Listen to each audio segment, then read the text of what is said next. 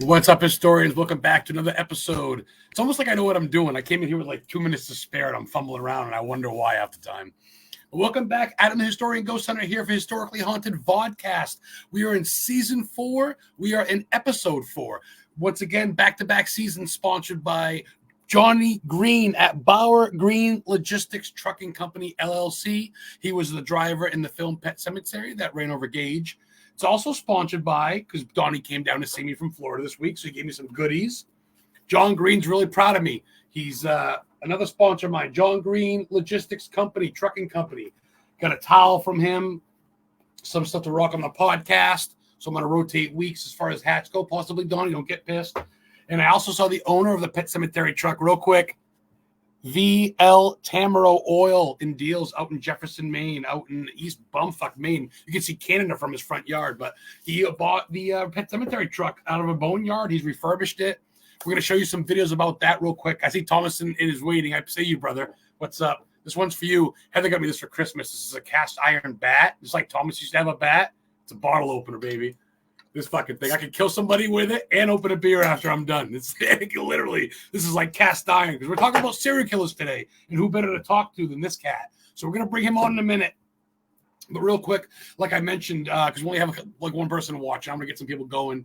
This is sponsored by John Green Logistics, but also sponsor of the week, George DaCosta. Appreciate you donating a lot of money to get a bunch of people on here sponsored. One of them is my client, Nathaniel Elwell. He's the sponsor this week. Static Voices on TikTok. That's what he does. He's also the founder and lead investigator at Newport Paranormal Society, based out of New Hampshire. And just a good dude, man. He's got a lot of stuff. He's a debunker of sorts, and fucking he's wild. So there he is. Speaking of the devil, I see Thomas grinning in thing. I'm going to bring Thomas right on in a minute. I just want to show you guys a video real quick. This is an introduction, so check this out. Here we go. At the stage. I'm going to get out of here so you can watch this.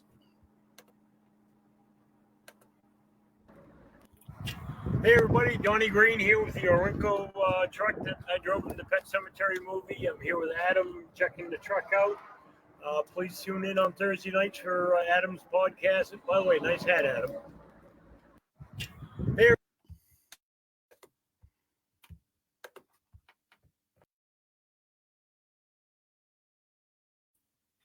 I need someone to run the buttons for me. For those of you who don't know, Donnie always says nice hat at him in the comments every fucking week that he tunes in, because it's always his hat.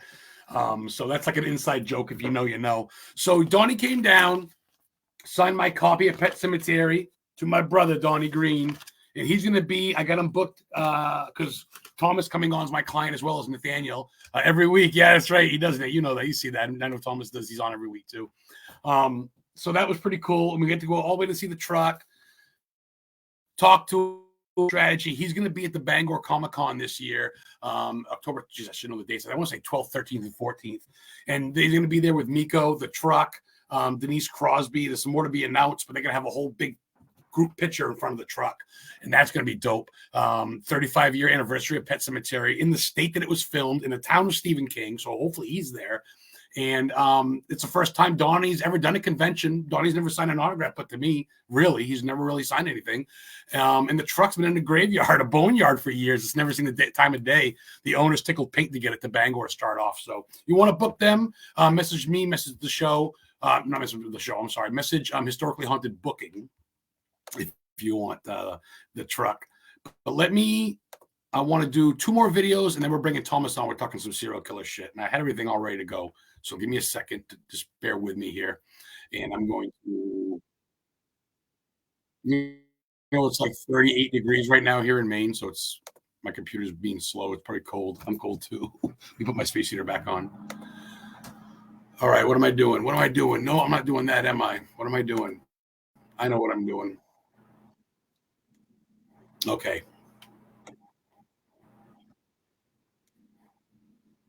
Here we go.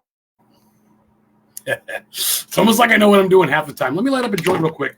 Shout out to Triple Goddess Cannabis and Apothecary in Brownville, Maine. They hooked me up.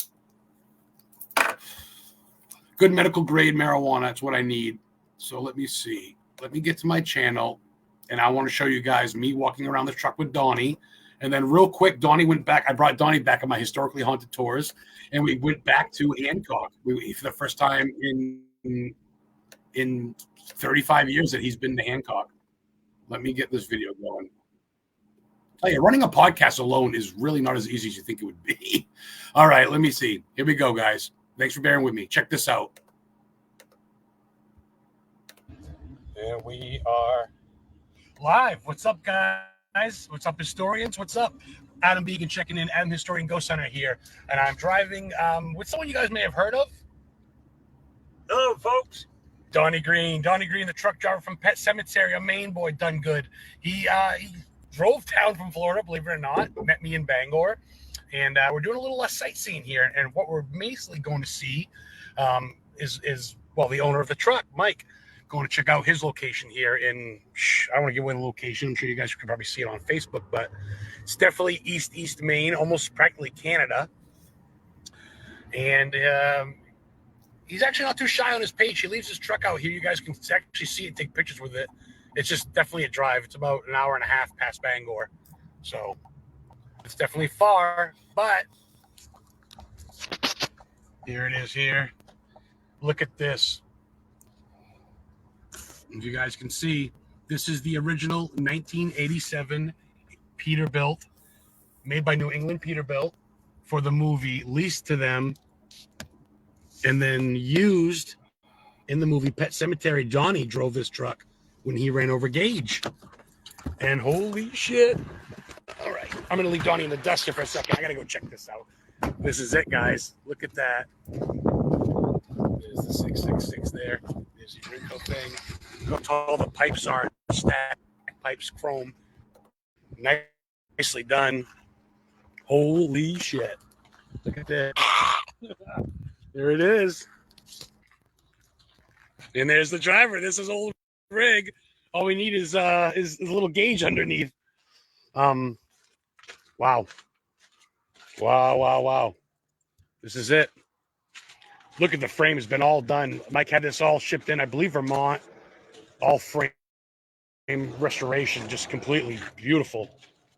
Beautifully done. The back of the cab's there. Your old rig, Donnie. There's proud Papa there. He put a lot of blood, sweat, and tears into this. But it is showroom ready. It is gorgeous. Don't forget, guys, in October, for 3 days, it's going to be at the Bangor Crossing Insurance Center. You can come take a picture with it. They're going to let you sit in it. You can come take a picture with Donnie. All this stuff inside the Pet Cemetery truck. There it is.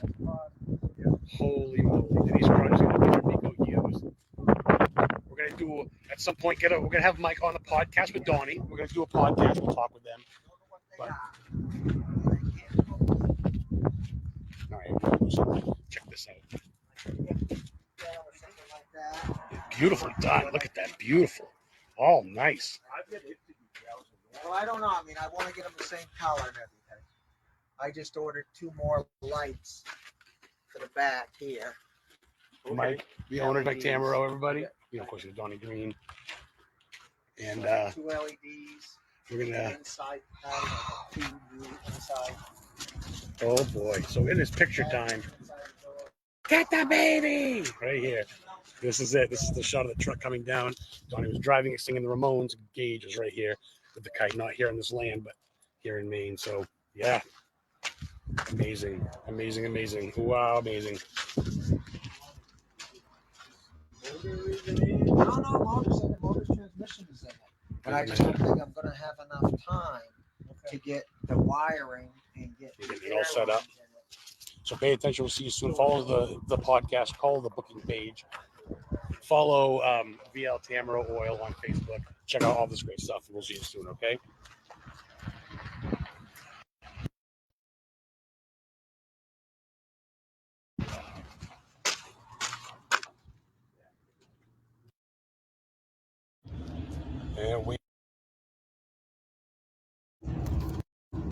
What's up, historians? Adam Historian Ghost Hunter here. Just got done seeing the Pet Cemetery truck. As you saw on the video, still with Donnie. I'm on with Donnie Green. We're on Point Road in Hancock, Maine. You know what Point Road is? This is where Donnie drove the truck. This is the same route that Donnie drove the truck in Pet Cemetery, the same road. Should I start singing? Sheena is a punk rocker. No. Yes, that's how it looked too. I gotta get on the hood. I'll get Spread Eagle on the hood. I'll record you like the guy. So Donnie did drive the truck down this whole road. He didn't just start from like over here on the corner or nothing like that. He started right back where we came in. Probably about right here is where he was singing. You can see the water there. You can see that in the background when they're having the picnic. Now down here on the left's the part where there's the house. There it is. Yep. This is where Heather and I parked before. Over here you can park. But if you want to go by it first, this is right here. This is there. The gauge right here was running with the kite. Donnie's coming with the truck like he is right now. And right about here is where he hit the age. There's the water out back. That's where the picnic table was. There's the house. Still yellow and red shutters. They were picnicking here. You sure? Yeah. I don't. That was the tree with the tire swing on it. There's the path. Path is cleared now, though. You know what's funny? My last name was Lewis. Lewis Lane. All right, so that was cool. In case you don't know, we're going to bring Thomas Patrick Gormley on right now, the glorious weirdo himself, Archangel of Paranormal. We're going to talk some shit about with that. But I had to bring that on because that just happened 2 days ago. I took off work and everything, met Donnie in Bangor. I actually met him at Dice Hearts. Dice Hearts is where Donnie was working as the gas jockey. It's like it's a truck stop, but it's a restaurant for truckers, and truckers just go in and out. Well, Donnie worked there. Stephen King and Mary Lambert were there, and they saw him driving, and they offered him the job at X amount per day. But that's also Maximum Overdrive's inspiration. The movie Trucks, Stephen King wrote that because he used to go there a lot when he went to Orono and Bangor. That's like a big. They were open 24/7 before Corona. And any fucking way. What's up, Brandon Golding? What's up, George DaCosta? Everybody checking in. Nathaniel Ella. What's up, Irene? Appreciate you all. So without further ado, you guys know this cat. He's been on a couple times. Good friend of mine. Get your charcuterie board ready and get your fucking brain cells ready because this cat's gonna make you think. Thomas Patrick Gormley, Archangel of the Paranormal. How are you, brother? What's up, buddy? That was cool footage. Gave me goosebumps to seeing it like exactly. You got to go down the exact path that was in the movie with the guy. I appreciate your patience, and I saw you waiting, and I appreciate you waiting. But I had to bring that on, and I appreciate you understanding that because he's a Maine boy. He's got family here, but when he comes up, he don't go to Hancock. He lives in Herman, kind of, or he was from Herman, where Dice Arts is. Yeah. So I haven't been here in 35 years since '88, right? So we're going down the road, and he's like, "Son of a bitch!" Remember, I'm going live. I got to record this. So to go down there with him, man, it's pretty epic. It's pretty wild. Like he told me just a lot of stories. And anyway, he's a fellow client like with you. We talked about you. He goes, "Boy, that Thomas Patrick, boy, he's a giver. He shares. He comments. He likes. He hearts things. He goes, I like him. He's a good dude." I go, "Yeah, he's gonna be on this week, Donnie. He's on his way back to Florida, so he may not catch it, but." How are you, brother? Watch it on the review on YouTube or something. That's it. Thank you. That's my man. What's up? How are you, Tom? Doing really good. You know, busy beaver. So always got something going on. So we're gonna dive into that because you got shit going on. You got TV shows, you got podcasts, you got conventions, you got.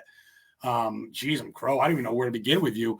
You and Charles Rosenet gave me my first ever speaking experience at the Salem Paracon. The Salem Paranormal and Horror Convention in Salem last year, which we're going to do it again this year. Maybe get Donnie there in the truck. We'll see. But Connecticut, I've been asked to be a speaker again. What do we have up next, though, for you, man? What is the very next thing right out of the gate?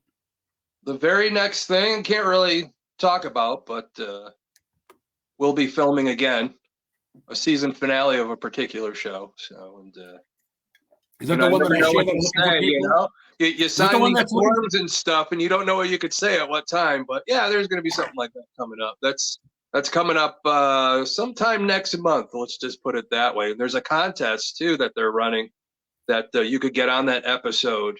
Also. So, which should be cool. That's what I shared for the group. I shared for my clients. I'm not going to share for everybody. People pay me to fucking hook them up. So the ones that don't, it's their loss. Hey, Thomas. Lori says hello. Lori's checking in. Hello, Lori Salerno. Linda Lori, I call her. Linda Lori. I love that. Linda Lori. Oh, Betsy Brown Williams. Hello, glorious weirdo. Oh, there's Betsy. Betsy's got, like I always say every time I see her, I got to say she has the best smile in the paranormal. So she's what's funny? She not back in the day, but her and Heather would video chat every day. And you can ask Betsy. I'd go live inside the road and there'd be Betsy. Everybody's chicken and rock on, Thomas, she says. Look at that. Oh, yeah. Tom, Nathaniel L. sponsor, fellow fucking historically haunted booking member. We're family. I tell you, man, you're one of the ones that share. Yes, member of our little circle. It's all that matters, though, right? Look at that. Another guy. There we go. Yes. My man, my brother. Or I got to do my wrestler voice. My brother. Yeah, dig it, man. I love the rabbit hole thing you did that time with the rabbit throwing the chick down the hole. Oh my God, that was so good. That's like perfect. He's so creative and all that. So yeah. Yeah, Betsy, I'll get you on a ride, Betsy, this summer. I'll do something in Bangor. I'll go show you Thomas is going to come up and do my tour, but we'll go check out the Paul Bunyan statue that was CGI'd in the movie that chased Richie and Ed. That's right in Bangor. It's the world's tallest Paul Bunyan, 38 feet. So let's dive into it, man. I want to dive into it real quick. Okay, before we even get to fucking serial killers, dude, your Spooky Facts Connecticut. I read a book of Haunted Connecticut a long time ago about the melon heads, and I read about the bullfrog battle and the bridge that was built in the. You did it this morning. I said, I don't think I know anybody that knows about that besides me. Not that other people do, but as people as I know. But you were right on. That's bizarre, right? It was very bizarre because it's way back in the day, and back then people, if you see all these dead frogs, a lot of times the first thing they're going to think the world's coming to an end. The plague's coming and stuff, so they freak out. So with the freak out, when the bullfrogs at night were making all those noises, they thought it was like somebody out there was like dying or suffering, or there were spirits or ghosts out there, and they all freaked out, the whole town. But then when they got up in the morning, hundreds of bullfrogs. We're not just talking like 20. We're talking like hundreds. Yeah, but there was a really bad drought at the time, and the bullfrogs were fighting over that last bit of water, and they all sucked. They ripped each other apart, and so there was hundreds and hundreds and hundreds of bullfrogs just laying there in this whole town. And just to commemorate it, the bridge came like years later. Anytime you come in Connecticut, it's that Wyndham-Willimantic line there. That's where the bridge is, and it's up near Yukon, stuff like that. Yep. You could actually go over the bridge and see the frogs are on the the bases of the bridge. So you enter, you see the big, huge bullfrogs that I had. That Nate thought was my new hat, and be a cool hat to have. The video looks like it's sitting on your head, kind of the way. Yeah, it was like, my frog pompadour. You know what's funny? Because it was weird, spooky. What was it? Weird and spooky facts. Connecticut. Yeah, it's called different states and shit. Yeah, but what you do is get to that. I'm gonna run out of cool facts, and then I might change it to just like anywhere in the country, weird history facts. So that might be a little while from now, but just keep that in mind. If I ever like change pace, that's going to be why. So just a little more. Well, as long as you can give me credit, I'll hook you up with Maine because I know some weird shit in this state. Yeah, that'd be fun. We'll have to do it together or something. So. Oh, I tell you, man, you bringing me down there and providing me with a B&B and jumping, bed and breakfast down there and with Danny and the Salem 7 out there with Nate and Heather and JB and everything and Lauren, of course. That was a fun time. We really bonded. We had some good drinks, some good fun, good food, and then we did the thing. So that's going on again this year, correct? Salem, so everybody knows it's in November, but that's one's gonna be going on. You got the Connecticut Paracon coming up first. We've announced some of our guests so far, so there's some pretty big names that I've never. Danny Perez, there's one of the guests right there with him and Lauren, the Radicals. Always excited to see what they're going to bring out of the museum. And speaking of serial killer stuff. Yeah. So I know that's the thing is I see these stuff, and I remember when we first met like a while ago at like Gallery 53, we first met, and then I hooked back up with them at the Orange. Paracon a couple of years ago, and it just helped them out at their booth for the day so they could go and do whatever and helping them out. But just learning about each other and like my love for serial killers and things like that. So just them showing me that fork, just and I want to tell people I'm not like infatuated or anything with serial killers. I don't want anybody to think that. I'm mesmerized by why people think this way, and a lot of times when I do Tuesday morning serial, anything I talk about tonight, it's to educate people on why these things happen, why people think the way they do, the historical side of it, why people get to that point possibly and all that. It's almost like paranormal too, But isn't we it never funny even know the that every exact time reason. you're into a Yeah. serial killer, people automatically think, "What are you, a serial killer?" Yeah, I talk about it too much. They're gonna think I'm a serial killer. So, but no, definitely not that. It's true. I'm not You're right. Yeah. You got to be careful of that stuff. They're going to start. I mean, the number one You suspect can is fascinate about the fucking Kardashians, and you're not a weirdo. Yeah, pretty much. Like, only glorious fucking, weirdos. come on, but no, right? Ted Bundy, no. But Kim Kardashian's cool. Like, what? Fuck that. Like, what? Yeah. Oh yeah. Yeah. It's crazy. So, I'm trying to find something that I do. I do want to play a video with you and get your thoughts on it. Okay. Have you heard of of course you have. This is stupid. People watching though, have you heard of the chameleon killer? I've heard of the chameleon killer. I'm not too versed on it. A couple tidbits and then it'll probably all come back to me because my old 53-year-old mind is getting away from me. So but you young buck. Maybe I shouldn't be you are a wealth of knowledge. Anybody my age, but when I tell people I've been doing this for 40 years, they're going to guess I got to be a little bit older than I say. You're the mind of a serial killer. You're young at heart.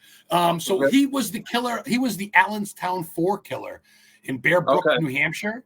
In Allenstown, New Hampshire is the Bear Brook campground. They found 4 bodies in barrels. One of them was his girlfriend. One of them was his daughter. Yeah, that's exactly.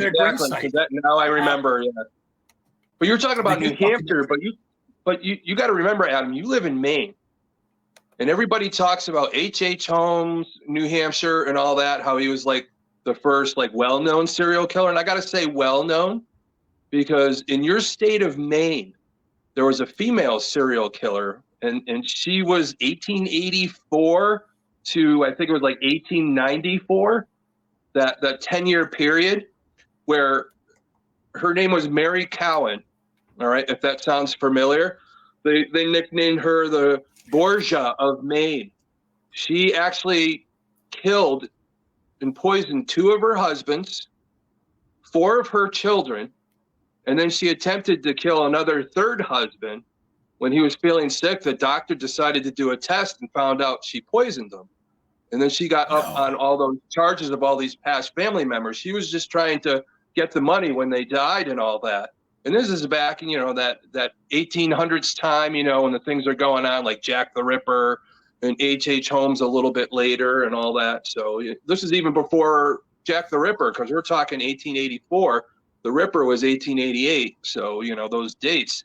And we always think of H.H. Holmes, but there's some people that were a lot earlier. There was 2 brothers, I can't remember their name, but they were serial killers too after the Civil War down south and all that. And he's probably the first New Age documented serial killer. But I think it was just so crazy because of his wealth at the time and things that were going on. The murder castle, which just so you know, there's no evidence that he murdered anybody during the exposition that he supposedly built it for. Yeah, they never found any evidence. They found all the different rooms and stuff like that, but a lot of it was exaggerated, because most of his killings he wanted to kill people for money. So if he's just killing people in his hotel, he's not killing them for money. He wanted to get, life insurance policies and things like that. So a lot of people forget, the history of H.H. Holmes, you really got to look at it differently. So a lot of it's made up. Even H.H. Holmes said he killed people that were still alive. They were still. I was just going to say, his people he said he killed that were actually alive still. So they're like, what the fuck? But that just goes to show you that's one of the psychosis of him is he wanted to be in control, and he wanted to be known. Like nowadays, a lot of people, all these movie stars are so desperate to be known, they'll do anything, famous or infamous, just to get their name out there. So that's kind of a psychosis. Not all those people are serial killers though, but those are signs of it sometimes too that could get out of control. So but that's some crazy stuff. But you got one of the first ever serial killers. I think she was born in, what is it, Thomaston, Maine, I think, if I'm not. Leave it to you to fucking know a fact about my state that even I don't fucking know. Leave it to you. My brain is just getting to me. Is it Thomas? No. There is a Thomaston, Maine. Yeah, I think that's where the prison was that she ended up dying Yes, of an Stephen unknown. King. Yeah. That's what Shawshank Redemption is based off of. Is Yeah, that's Thomaston. right. Thomas. Yeah, that was the prison It's she was gone in. now, That's but kind of yeah. cool. That's a cool attachment with King and all that.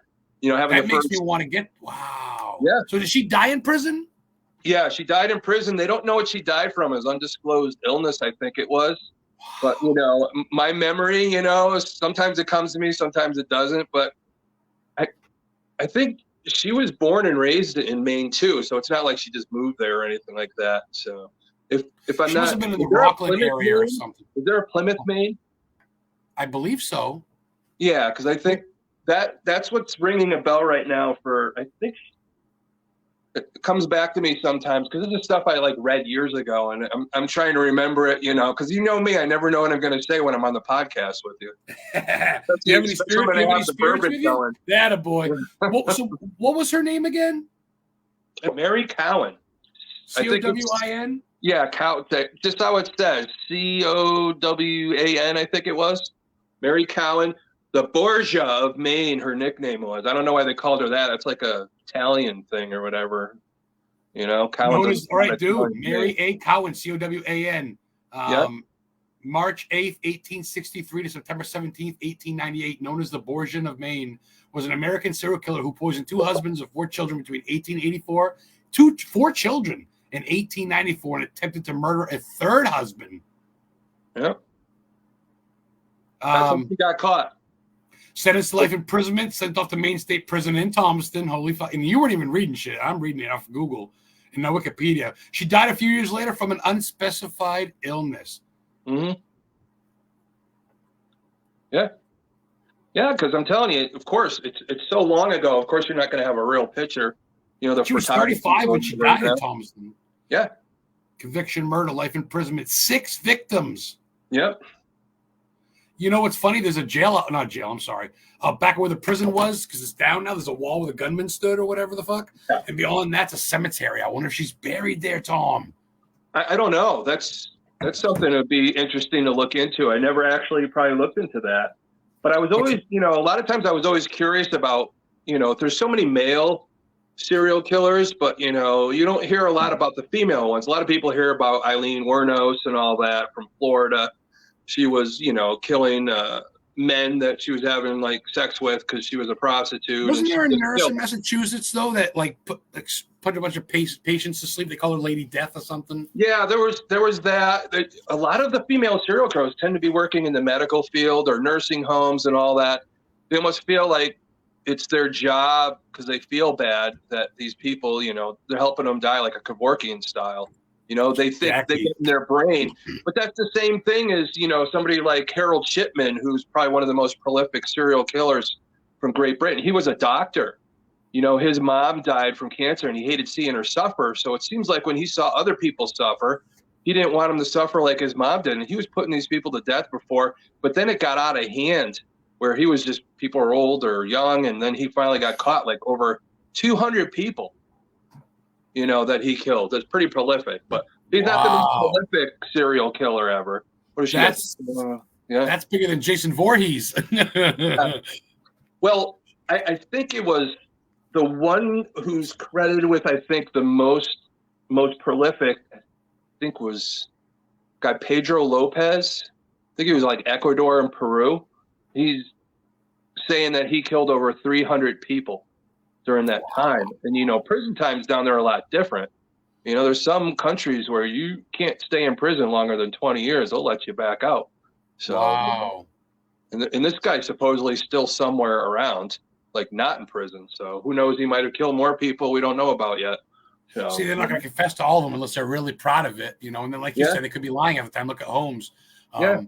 Just trying to get attention. You got to really look at some people when you're interviewing them, especially my background in the prison system. You know, a lot of inmates, they're always trying to get one over on you. They'll lie, they'll do whatever it takes, you know, to get favor and all that. And that's what you always got to be careful of. Fake an illness, fake being sick, just to get in the hospital, something, try to escape that. My belly, whatever. I can see that. It's your last plea, especially if you're in jail for a long time. You do anything to get the fuck out, I imagine. God, yeah. Just to get out for a little while or vacation is just getting beyond the bars for even if it's in the back of a truck to go to the hospital, but they're still chained up when you go, and they're watched very well.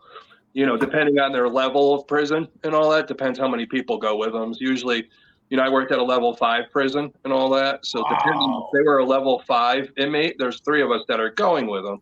So when you go, you have the driver, you have the 2 in the back, and one of us, that sits at the door has a sidearm. Then there's one down the hall with a shotgun. Wow. And then the person that's in the room has a stun gun that sits next to the inmate that's chained to the bed. So, if anything happens, if they try and call somebody to come in, we got the whole hall covered, the door covered, and, the officer, in the room. So it's pretty well covered, We kind of stay in the darkness, too, so we don't want to scare everybody that's in the hospital, too. So it's pretty. But you still must be on full alert inside you, though. You're still ready for prepare for the best, hope for the prepare for the worst, hope for the best. Yeah, so, you know what I mean? I mean, you don't let your guard down, I wouldn't think. Yeah, sometimes you got to go. You come out of the prison, you never know. You got to take different routes and stuff. So it really is a well choreographed type of thing at a lot of these prisons. If they do take that opportunity to do it properly. So sometimes people just, with any job, some people just, I hate to say, fall asleep at the job, and that's when things happen. So, yeah. I mean, sometimes like people get too comfortable thinking nothing's gonna happen. That's when shit goes down. You always expect it. You always gonna be, It's like driving a car, man. Don't look down eating a ham sandwich. Look up, you got a cement truck coming at you. Life's gonna change quick. Yeah, because you get called out at 3 a.m. because some inmate escaped, and then you have to go get in a helicopter and go across the state of Florida and then talk to some guy that's, in a house to get him to come out and get him back into prison, Nothing to lose. Nothing to lose. Yeah. You don't know what's going to happen. And the thing is, it's different when it's crisis management and the person's already been convicted and they escaped. It's not the same type of, negotiation and all that. There really is no negotiation. So it's a matter of coming up with a plan to keep anybody around safe and to get this person any means necessary, because a lot of people don't know, if you try and escape a prison and you're up in the tower, there's 2 shots that happen. You're up on the fence, you're warned to get off the fence. If you get to the top of the fence, a warning shot goes off. If you clear that fence, you're getting shot. So it's no messing around. So, the stuff they show you on TV is actually tame sometimes. So that what could actually happen. And then when you have to deal with that and make that decision, it does mess with your mind a little bit. So you gotta compartmentalize, that type of stress. So, you want to talk adrenaline rush? Yeah. Holy shit! It isn't. It's scary as crap, dude. I tell you, I had to pull a shotgun out. People came into a parking lot. It's private property, on a prison, and they're just sitting there. I asked them to leave, and they said, "We'll leave when we're ready." And I clocked that shotgun and said, "You're going to leave right now." And sure enough, they got in the car, luckily. So you never know. Yeah. People could be waiting around to jam the car through the fence, have somebody escape out during rec time. You don't know. You gotta watch things at all times. So you don't think about shit like that unless you're involved in it, like you were. Yeah, our job is to keep everybody outside the jail safe, and keep the people in that have to serve their time, So. And don't forget, guys, Thomas is a badass, and he is a wealth of knowledge, and he is into serial, all that shit, but he's also very much an archangel of the paranormal. He's also into helping people with personal cases. Am I right? You have people that go with you. So you're not just in it you're well-rounded. You're definitely well-rounded. You're into all of it. Uh-oh, here we go. It all intertwines. He heard Adam's voice and instantly knew who it was. Well, my voice, I thought he was going to hear me swear. He gets mad at me. Nate's kid, Jameson. I think it's what Thomas is drinking is Jameson, isn't it? No. I'm actually drinking new bourbon by Chris Stapleton. Sponsors it. It's called Traveler. And it's by Buffalo Trace. So it's new. And it's very good. This is like, I'm on, over the last couple months, I think it's like my 4th bottle I was able to find. So it's very good. It's inexpensive. It's like under $40. It's pretty good for a good bottle of smooth bourbon. And the funny thing is he sings the song "Smooth as Tennessee Whiskey," but this is bourbon, so it's not Tennessee whiskey, which is kind of weird. David Allen Cole. Yes. The song. You're as smooth as Tennessee whiskey. You're as sweet. It have to be as smooth as Kentucky bourbon. We have to change the name. So. Oh yes, you have good stuff. Remember, we did Down the Rabbit Hole, didn't we? Was it the Dream of the Drink?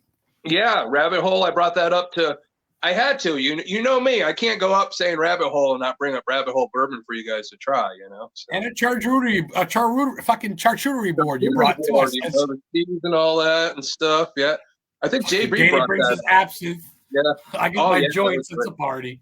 Yeah, that was a good time, and we got to talk about a lot of stuff. And the funny thing was, as we're sitting there drinking our spirits and stuff like that, in a little alcove off the kitchen sits the Jeffrey Dahmer fork and all that, just waiting to go to the Salem Paracon. We're a bunch of weirdos, dude.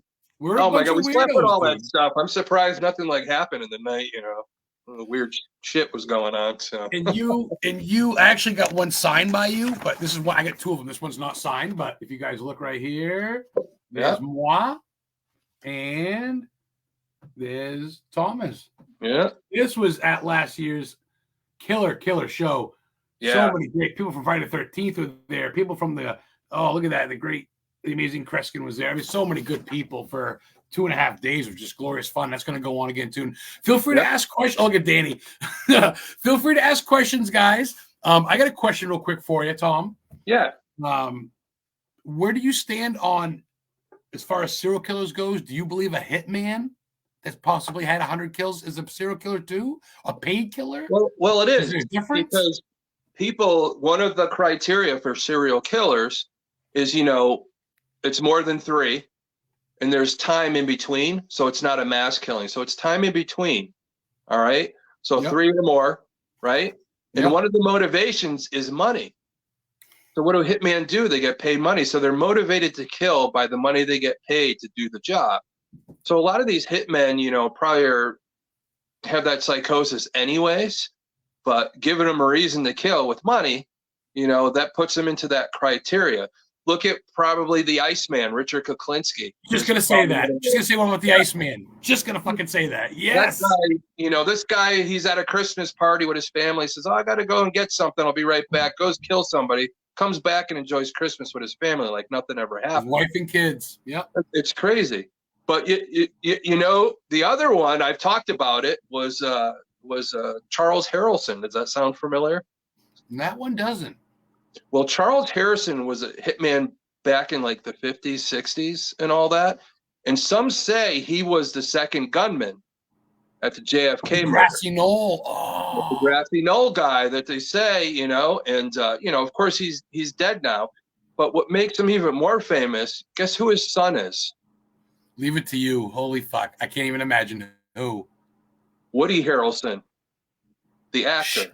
Fucking from Cheers and fucking. Yes. His father was a hitman for the mob and any hit that he would do. So look at Danny. No shit. That's wild. He says.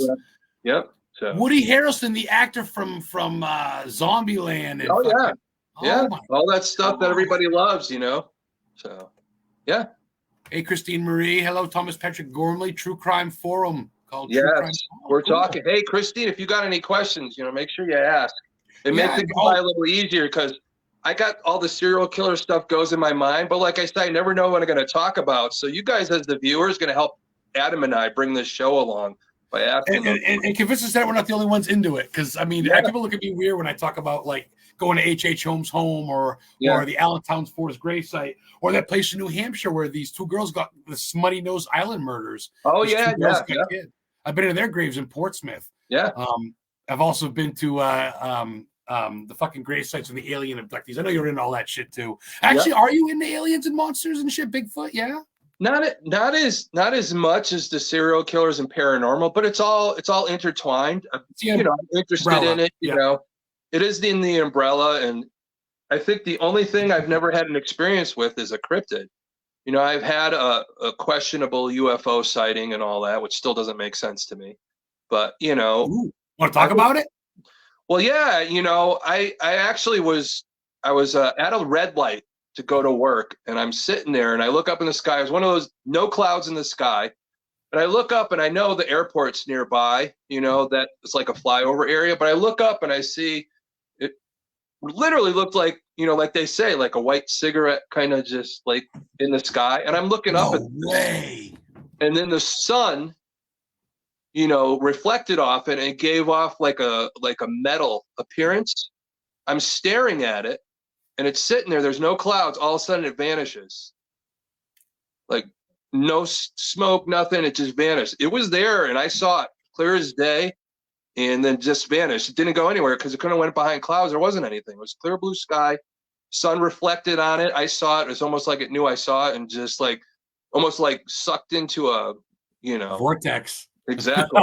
But Jim Wilton likes a lot of my shit. Yeah. Harrison was in Natural Born Killers. Amazing movie too. Speaking of killers, I know. Fucking That's leave it. The weirdest movie for him to be in, considering his attachment to his dad. So I gotta say, you guys can follow Thomas on Facebook, TikTok. I don't know if you have a YouTube. Do you?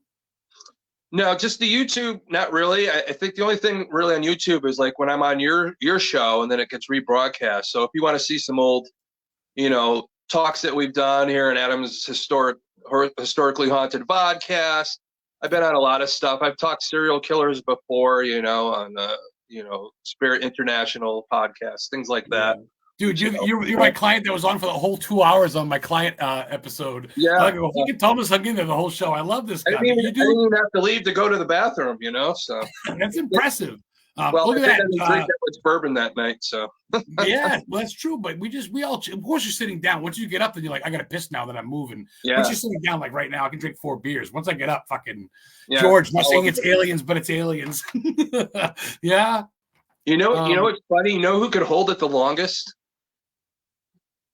Danny. Danny will do a whole Paracon. Not ever leave to go to the bathroom. You were set up right next to him. Archangel of the Paranormal was set up right next to Danny at the Salem one. Yep. Dude, that guy will not leave, and it's always amazing. He's like the greatest. Like he's got to tell everything, the history. He loves it. When somebody loves it when they don't have to leave and go to the bathroom. So yeah, pretty crazy. Would you be? Oops. Okay, we go.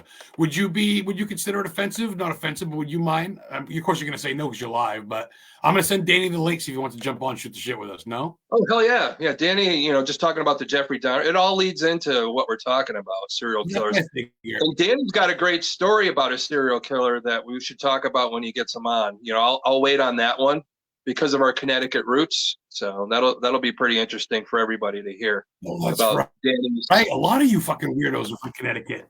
Well, yeah, well, Danny when he comes on, he'll tell you. But Danny has crossed paths with the most notorious serial killer from Connecticut.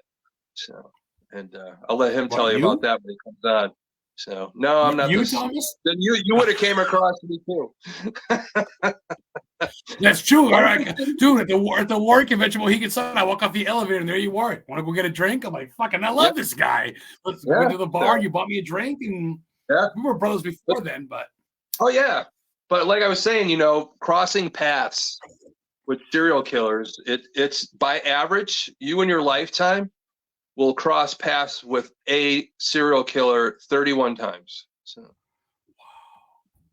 and you may not even know it, but you did. So, and you don't even know regular killers.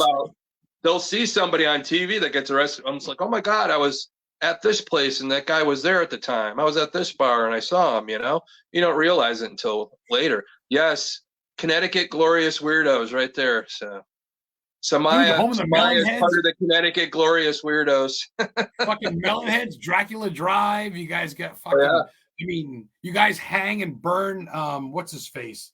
Who's that general there? That turned Benedict Arnold. Benedict Arnold Day, where they hang him through the streets. Yeah.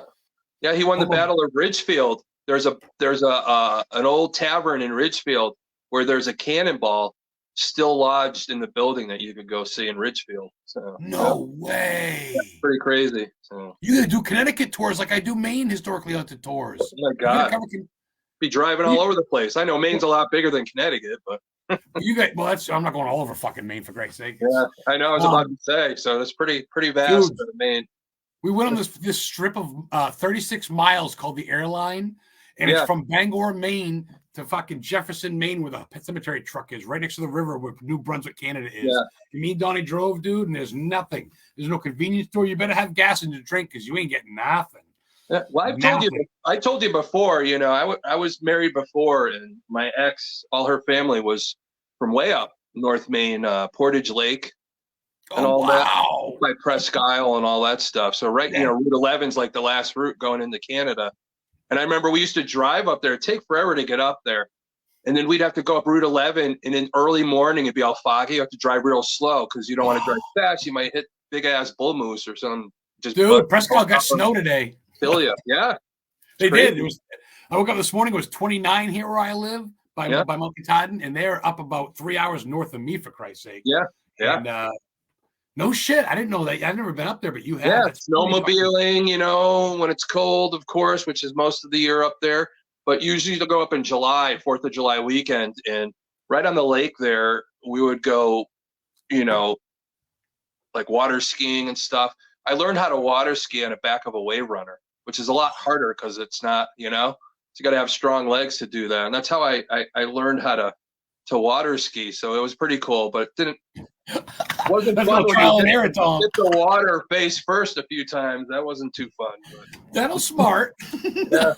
So, but good fishing up there too. Oh, great fishing, great wildlife. Nathan's used to work with a guy who murdered his wife and buried her in his backyard. He got away with it for 30 years, but then he turned himself in off guilt, probably. Well, that's the thing people got to realize is, I don't think anybody ever really in a lifetime will get away from it or get away with it. I think the guilt there, but these people don't feel guilty. But like you said, people want to brag about stuff. They're always going to tell the wrong person sooner or later. So you're always going to find, especially nowadays. Was the guy I met a serial killer or later murdered a kid? Yeah. Sorry. Whoops. Yeah. Jim, because Jim, like I said, you're going to run into these people and you don't realize they are until almost after the fact, but unless you know what you're looking for, again, like I told you, I talk about this stuff and people's demeanor and how they might act on this Tuesday morning serial. But anytime when I do some lectures, if it's all about serial killers, I really jump in with the psychosis of it and just what to look out for. Even your kids, you're raising your kids and all that, and there's things to look out for too. Yeah. There is the McDonald triad, which isn't like totally proven, but they do find after interviewing a lot of these serial killers that a lot of them show the same stuff. They wet the bed after they shouldn't be wetting the bed anymore. They're cruel to animals. They have a fascination with lighting things on fire. So those are some of those little things that you have to jump on. But the problem is a lot of these serial killers are neglected. They're abandoned. Either they don't have that relationship with their mother that they need to have, that nurturing and all that. So nature nurture. Or they have it too much like Ed Gein. Yeah. But you want to know, but that's the thing is, it's the same. A lot of people say, oh, they had a great upbringing and all this other stuff, but you got to remember, you could overprotect your kids. Mm-hmm. Case in point, I think a lot of you, for me, I went to college. All right. When I was in college, my first year, I experienced, I got to be an individual growing up. My parents let me do stuff, which I probably shouldn't have done, but, we're all running around. But some of these kids are so overprotected, they get to college, right? And then they're like, oh my God, I don't have to listen to mom and dad right now. I could do whatever I want. And then they drink too much and they fail out of college. They weren't given that opportunity to be that rounded and all that. And then they're like, get all this freedom all at once. And, that's a trauma still too. You could overparent, you could underparent, you could overparent. And just God forbid, it's so hard to be a parent, to Goldilocks it just right. But we never know what right is. Anybody could go either way. You know how people think, how they're influenced. Even kids that go off to school, if they get bullied and all that, and they keep it to themselves, and their parents never know, that causes trauma later on in life, which could be triggered. I know there's a lot of people that are bullied, and then they went off to be in the military, and then PTSD on top of it, and that really made them to go that way. Whether they end up mass killings or serial killers, like there's so many different ones, like military guy, like I think somebody talked about on your show, their favorite serial killer is the guy that would hide his serial killer tools in all these different states. Oh, yes. Yeah, he hid them. So when he was there, he knew who they were. Yeah. But he was a military guy. He, PTSD stuff. The way his name was Israel Keys. So, and he's like an unknown, but that guy there's a lot of history behind him. He had a family stuff. Nobody knew, some of these guys have families. Like, BTK had a family, church going guy. Nobody knew that what he was doing. And that guy, man, what a sicko. He's even in jail. This guy is such an asshole that he makes people fill out an application just to send him a letter. So he thinks he's that, like his shit don't stink or something. Yeah, you're in jail, dude. And he got caught because he thought he was smarter. The people with the technology now, that's how they caught him at the church. But this guy was nuts, during his killing that he was doing. And everybody was so afraid that they were going to be next that they decided they wanted to get alarms in their house. And he worked at the alarm company. He was putting the alarms in at these people's homes. When you work on those things, you have codes. He could just go in and decode it if he wanted. Oh my God. These people didn't even realize it. Again, you don't know on a day-to-day basis the people you're talking to, who you're talking to. I've run into people at just being an empath and all that, knowing what I know, I just pick up that heebie-jeebie. Not that they're serial killers, but something's wrong. I was at work the other day, I sell cars and all that, which I've told you. That's like my normal job, and then I have my paranormal job, which is the funny thing that I always talk about. But this guy came in, and he had like he was older, and he had a learner's permit driver's license, which set me on a red flag in my brain. But he had that look in his eye, the look that I always recognize. This guy just got out of prison. And that's one of those things you can't hide from me. I know the look. I know the eyes and all that. And whatever he experienced in prison hasn't left him yet. And so I think he's still trying to get his way back into society. It's like imprinted in him or something. He has that edge, that edge doesn't leave you for a while. It takes a while for some of these guys. And sometimes it never leaves them. They go back to doing what they did before. That, I don't know, that evil that seems to be attached to them and all that psychosis, that evil, what they go through, how they think and all that, and what leads people to do, these heinous crimes and all that. But we all, as a society, we're fascinated with it. Like, we're fascinated with horror movies and what we see and the storylines, and people, we're fascinated. It's larger than life. It's like larger than your typical go to work, go to the store, come home. Yeah. We're so normal on a normal daily basis. We wake up, we go to work, we come home, we eat dinner, we go to sleep, or we watch TV, we read a book. That's our boring life sometimes. That's what we do on mostly any of us. I don't care what you say. I don't care what anybody watching right now. That's what you do. Yeah. So, I know a lot of us do these other things and all that, but it's not all the time. You're basically, you get up, you do your job, you get home, you try and spend time with your family and all that. It's a regimen. You see those crazy things that these serial killers do, they take the time to leave their house and go troll for people. We're fascinated by how they do this. To an extent, it's a real life movie star in a way. Not a movie. I'm not glorifying it. No, what I'm saying is, it's like people love athletes, quarterbacks that throw touchdowns, or movie stars, or porn stars, whatever. You know what I mean? But then get these other people that it's like, dude, this guy fucking, he's not a serial killer.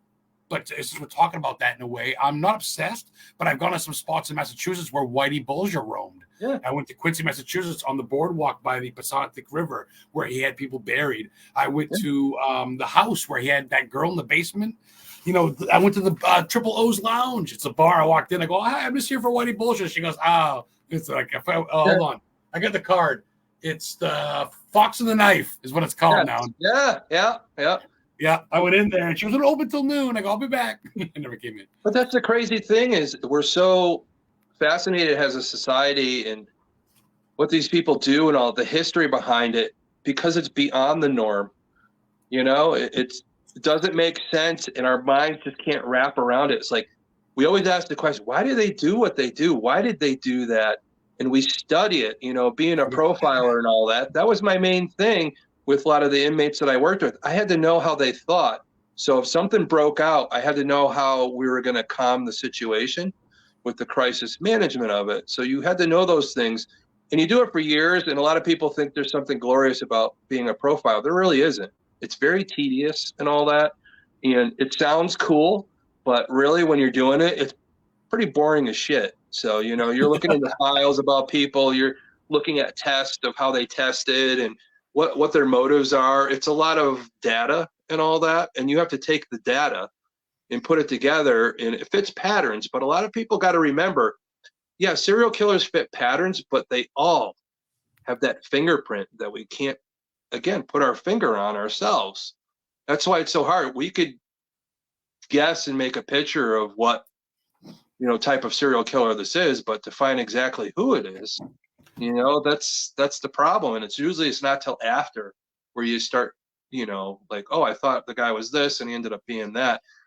That's that other case where sometimes it takes somebody to know somebody. But do you know the Ted Bundy case? So Danny's trying to connect. He's having a problem, Mr. Okay. Hopefully he gets on. It could be the 95 casket Ouija board you have in your house, Danny, but who knows? Yeah, but hey, Ted Bundy, when he was in prison, all right? So this actually motivated one of my favorite movies, but Bundy was in prison, and there was another serial killer active out west, the Green River Killer, Gary Ridgway, which we found out later. But Bundy said, hey, I could help you, find out who this guy is. And he actually told him, I'll profile him for you. And he profiled him, but Bundy was put to death before they found Gary Ridgway. When they found him, Bundy's profile was right on the button. No shit. But you know what inspired that? Does that sound familiar? Not The Fugitive. Let me think. Silence of the Lambs. Oh, because he helps Clarice find the fucking Buffalo Bill. So Bundy was like Hannibal Lecter, and Gary Ridgway was like Buffalo Bill. So. Oh my God! It puts a lotion on its skin. The guy, Thomas Harris, that wrote the book, said that's what inspired him to write Silence of the Lambs. Was that situation? So. Wow! Leave it to you, you glorious bastard. Hey, cheers! No, go bring that back. One more shot for me. Oh yeah. Cheers, my brother. Like Chris Stapleton. You've been nothing but kind to me, sharing my posts, buying me drinks, talking highly of me, getting me to conventions. And we're going to talk about that. We're in an hour. Do you mind going if we go about another 20 minutes, half hour? Whatever you want to do, my man. So okay, I got plenty more to talk about. I got a question for you, though. It's kind of a weird question since everybody in chat so fucking quiet. We got 10 people watching here. I think we might have blew their minds already. I think they're all like trying to get their brains back into their head. You do that. Well, I got a couple of questions actually, and I'm dying to ask you. I've been wanting to. Now that I'm stoned, but I'm trying to get back to it. Okay. So what do you do as far as Connecticut facts go? Do you research something? You have 7 days to do it. In case you guys didn't know, on TikTok and Facebook, he shares it. Tuesday morning cereal. He has a great little theme, a little cereal dish on the bottom, and he's always talking about serial killer stuff. And then he's got spooky facts Connecticut, weird facts Connecticut. You got all these different where things come from, like the whipping post, and just different phrases and where things come from. It's just mind blowing shit. Did you actually sit and research this shit for 5-6 days until you must plan it out? Well, yeah, you have to sometimes just to be correct. But a lot of this just goes through my brain, the stuff I remember. Dirt poor. Growing up. And I was like, oh, I remember this. And I'm like, I think it went. And I don't want to go, I think it went. So I'll just type it in and okay, that's how it went. I just want to be right. I don't want to be wrong. But, a lot of the stuff I say, I have a minute, like less than a minute to talk about it. Is it actually 100% accurate? I hope so, but it's hard to get every little part in, but it is all fact based and all that. But could I be wrong? There's other like famous phrases. They have other meanings and reasons and all that. There's could be 3 different ones about something, but I always like to pick out the one that makes the most sense historically that people will find fascinating. So. I love how your introduction, you're like, where does that phrase come from? Yeah. And you're like, from ancient, and it's just the whole introduction thing, dude, bravo. You deserve to have TV time and recognition. Yeah. And I know you're not about that. Like you said, you like to help people. You're very modest. I'm not a big, don't put me in the, but, I don't I don't like being the center of attention. And people need to know your shit, and you know your shit. You need you're a speaker because it's fantastic, and I share the fuck out of it because people need to know you. It's amazing, and I love you. Like, and that's not the crazy thing. And I'm like, oh, it gets better every time. There's always a little extra, so that's dope. Yeah, I don't like being the center of attention. You know, I'm one of those supporters. I like to help everybody else. I think when you create that circle around you, and it's with anything, it's like I love sports and all that, and sometimes you're the quarterback. You got to make everybody around you better and all that, and it makes it a better world. And I just think even all of us in this industry, if we lift each other up and we make each other better and we root for each other, then it's going to be a lot more fun. So cheers to that, brother. Yeah, finally, someone talks positive. Fucking hey, yes. You know what's funny? Yes, you did Matt as a hatter. I remember that. Yeah, you did. That all actually started in Danbury, Connecticut. Was the center of the hat industry and all that. So the chemicals that they used to make the hats that these hatters were using and it was absorbing into their skin, and it's creating them to go mad and all that. So that's where the Mad Hatter comes from. It's not just Alice in Wonderland, you know. That type of stuff. Stole it from that, but I remember pretty much. You know, I forget that. George DeCosta brought me to Connecticut. I went to. It was mercury. They used like mercury, some kind of mercury with the hats, the way to make them bend. And the stuff they take out of paint now. It was like a poisoning and all that. Just a little bit at a time, a little bit at a time, a little bit at a time. Yeah, George's hometown. George, where did you bring me to that market? It's the only one in the world where it's like a supermarket, something like a movie theater supermarket or something, and it's in Connecticut, or not a movie theater. What the fuck was it? It was weird. It's like an amusement park. George, what was that place you brought me when we went to the Devil in Connecticut trial place? You brought me to Pepe's Pizza. We went to Mystic Pizza. Had to go to Mystic. Mm-hmm. You know what I mean? And we went with that. You saw that picture of the severed arm from the bishop that's in that church? That's pretty creepy and wild. Free admission. Stu Leonard's. We went to there. Ever heard of that? Oh yeah. Stu Leonard's is great. It's one of those places when you go in, the way they have it set up is you have to go. It's like a maze. You have to go through every area. It's so like a one-way. There's free samples everywhere. Well, that's the whole thing is you go through every area. Oh, I really like that. But if you didn't have it set up that way, they may not go to that area and all that. So that's like genius of what they did and all that. So I work with a guy right now. He's our used car manager. His father was best friends with Stu Leonard, the guy that started the supermarkets. Oh, no shit. Yeah. So it's kind of cool hearing the stories about, him growing up and, seeing this actually transpire in this huge, like thing with Stu Leonard's and all that. So it's pretty crazy. So. My guest this week is a client of Historically Haunted Book and LLC. He's the archangel of the paranormal, Thomas Patrick Gormley. He's on TikTok, Facebook, Instagram. I share him all his videos on YouTube. You can find him here in the archives. He's been on the show many times as a guest, co-host, and just coming on for fun. A lot of events coming on. You can check him out with NatCon, NatConn on Facebook.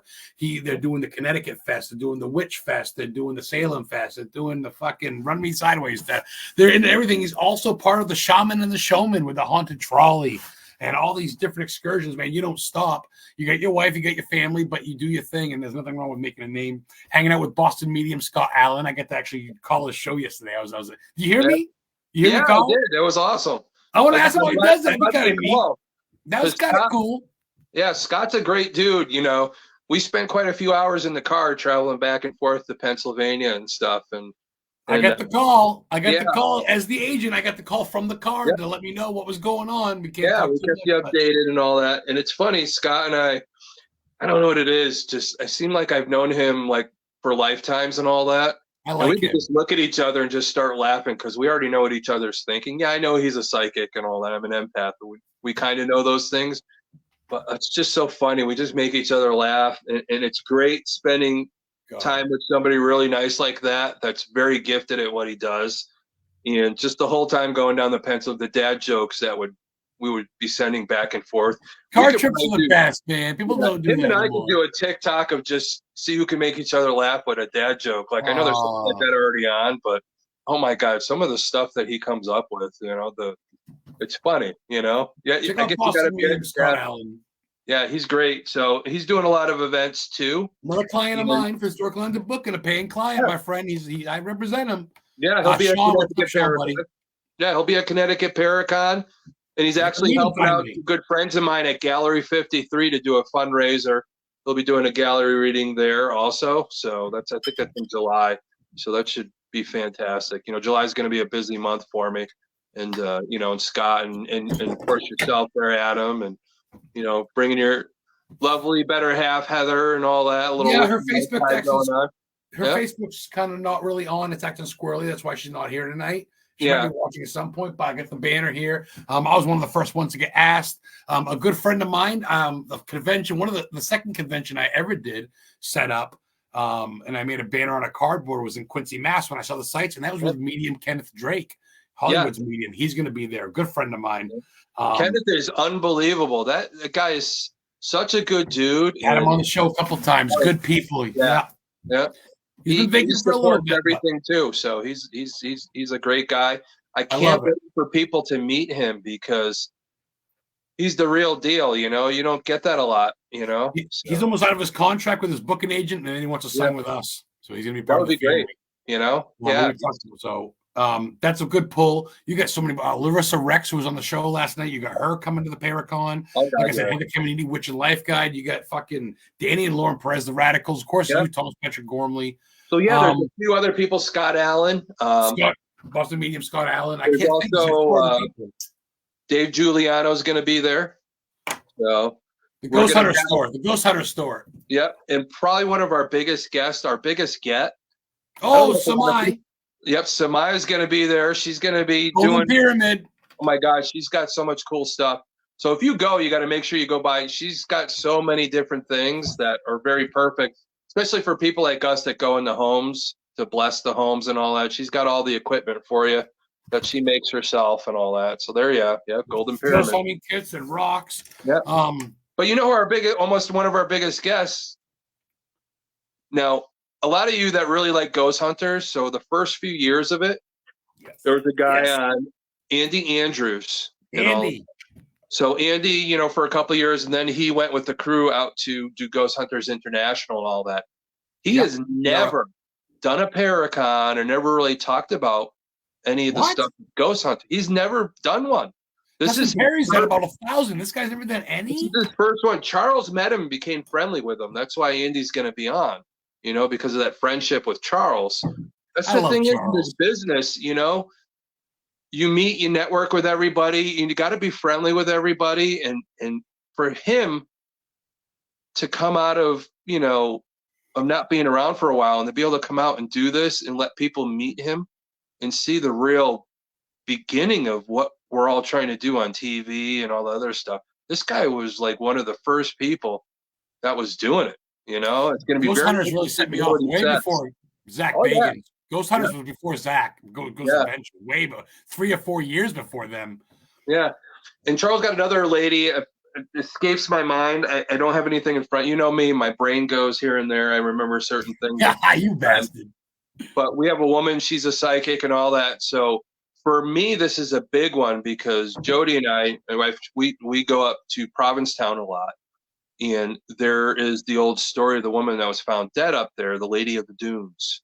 So, and this is the woman that was actually the main psychic for the Lady of the Dunes trying to figure things out. So she's going to be at the Connecticut Paracon. You're going to write a fucking book. You're going to write a book. Yeah. It'd be nice. I could write a song. I don't know if I could write a book, but I'm going to need a ghostwriter to help me.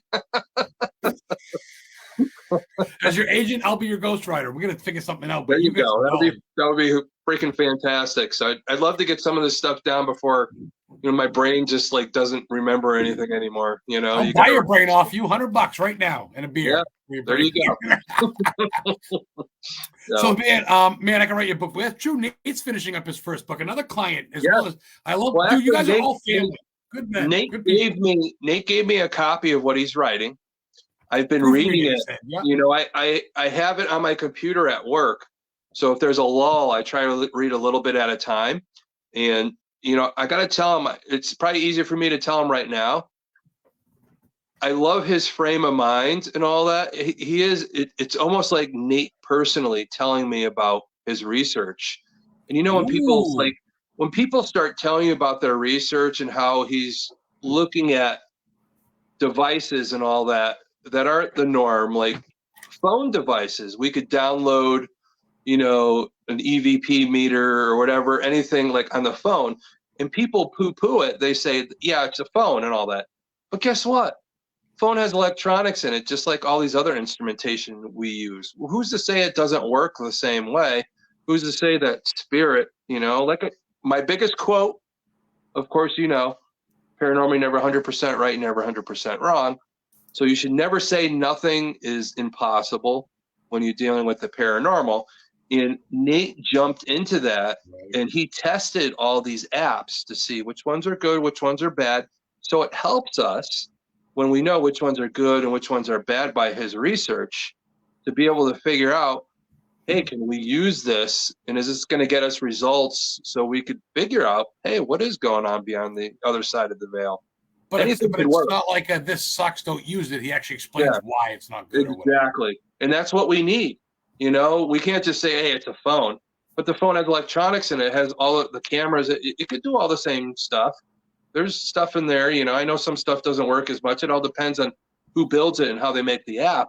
There's some stuff that's like really, really good. I've used like Necrophonic and all that.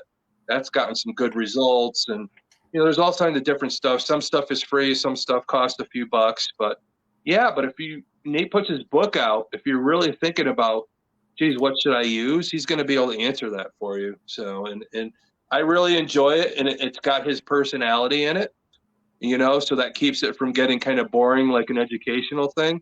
But knowing Nate and how he puts things and all that makes it kind of exciting. So I hope Nate appreciates that and the keep at it. Got probably a few things to edit still. There's still some words that were off and all that. But that's, the editor will do that once it goes, to the 100% to make it press and all that and put it out there. So, yeah. Man, I fucking love my crew. Historically Haunted Booking. I do thank you so much, Nate says. And he says he agrees with you 100%. Yeah, I love Nate. Nate is. What's Nate up, Brandon? Nate is like me. He'll go down the rabbit hole, man. He's passionate about everything too, and he's got a busy life, and he does a lot of stuff. But he takes the time for people to see, especially like when he does taking the videos apart and what they actually are and what they could be and all that. It makes us think, like, okay, what are we looking at? Can we debunk this? We have to debunk things. We can't think everything's real, everything's a demon, every evidence is real. And I see so much stuff out there and I just shake my head. It's like, dude, take your time. Really look at something. If you ever see me post something, some evidence, you want to know how many times I looked at that? Hundreds and hundreds of times before I said, I can't make sense of this. I'm putting it online to see what other people think. I take my time with it and all that. And for me, I suck with a big capital S with editing stuff. Even when I do TikTok, I was like, I had to have some young teenage, young minds help me with that stuff. And I just question, I question everything, I try and get all that, but I can't fake anything. It's impossible. I have no fucking clue to how to do it. So whatever you see from me, you're learning still. You're trial and error, right? Yeah, but I'm never going to learn how to do it because it's important to put real stuff out there. Case in point, I keep talking about filming, a lot of people know, I've been doing Dark Echoes, paranormal show and all that. And the only reason, Scott wanted me to, drive him down and all that. But the only reason why I agreed to do it is I watched a couple of the episodes. It is real, unscripted, and if they do a show and nothing happens, it still goes on the air.